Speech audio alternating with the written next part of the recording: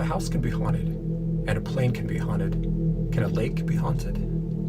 That was a question I remember asking myself when my family pulled up to the campsite near Bailey, Colorado for the first time. There were several campsites surrounding Wellington Lake, located at the base of a mountain, which reminded us of Devil's Tower. One year, a plane had crashed into it after low clouds had confused its pilot. My father and two of my uncles once hiked up the mountains to view some of the wreckage and to look for a cave. The campsite always had an underlying spookiness to it, perhaps because I grew up in the 80s and had seen Friday the 13th too many times, a movie whose Crystal Lake campsite was nearly identical to the one at Wellington. In the general store, located at the camp entrance, there was always a photo of an old man pinned to the wall. He had gone missing several years ago under mysterious circumstances. Some locals believed he went missing on purpose, becoming a hermit and moving into a cave on the side of the mountain. My father and my uncles would sometimes pass a pair of binoculars back and forth, claiming they had seen someone standing in the cave, believing it to be the spirit of the old man, who was always said to appear at dusk.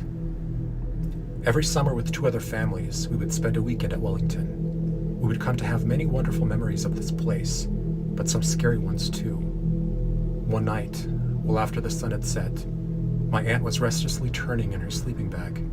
Distracted by the sounds of someone walking on the gravel, she could see by the light of the moon the silhouette of a boyish-looking person she thought to be me. The figure was walking down the path that led to the outhouses and the lake. She simply thought I was on my way to the bathroom and thought no more of it. But I was actually asleep in the tent next to hers, and the boy on the path was on his way down to the lake. About this time, I began to stir in my sleep, but I was no longer in my sleeping bag. I was walking along the gravel down to the lake. At least I thought I was. Inside the tent I shared with my mother, father, and sister, I was actually walking along the edges of the tent, bouncing backward every time I hit one of its soft nylon walls.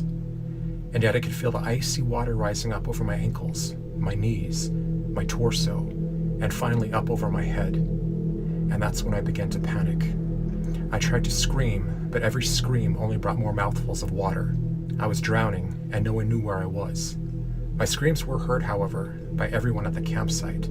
Primal and terrifying, the screams began to wake everyone up as lights began to blink on in the darkness around the lake. Though I was still sinking into oblivion, clawing for the water surface, feeling a roaring in my head, understanding I was dying. My parents were finally able to shake me out of whatever was happening to me, calming me down enough to put me back to sleep.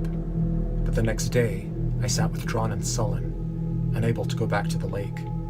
From then on, I would suffer from thalassophobia, a fear of large bodies of water. I begged my parents to take me home, so they did. Then a week after we returned home, it was revealed on the news that a boy matching my description had drowned at Wellington. His name was Michael, and he continued to visit me for weeks afterward in my dream time, lying next to me in bed, his skin cold and dripping wet. I never did find out what this experience was all about. Perhaps this boy was sleepwalking when he entered the lake, and I was the closest person with an awareness of things. Someone so in tune with spirit that we may have switched places while he underwent the throes of death. Whoever Michael was, he must have finally found peace, as one night he simply stopped coming. My family and I continued to visit the lake every summer, and I was finally able to go back into the water. But I can still remember how it smelled, how it sounded lapping at the shore in the shadow of that looming mountain, how dark it gets there at night, a darkness that hovers over everything, even in the daytime, at least for someone with an awareness of things.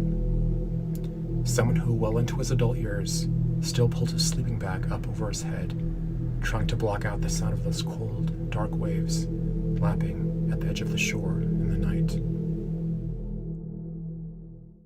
Closets are popular with children when playing hide and seek, unless that closet has a ghost. Yes, another ghost in another closet. What is it about closets? My name is Christopher Allen Brewer.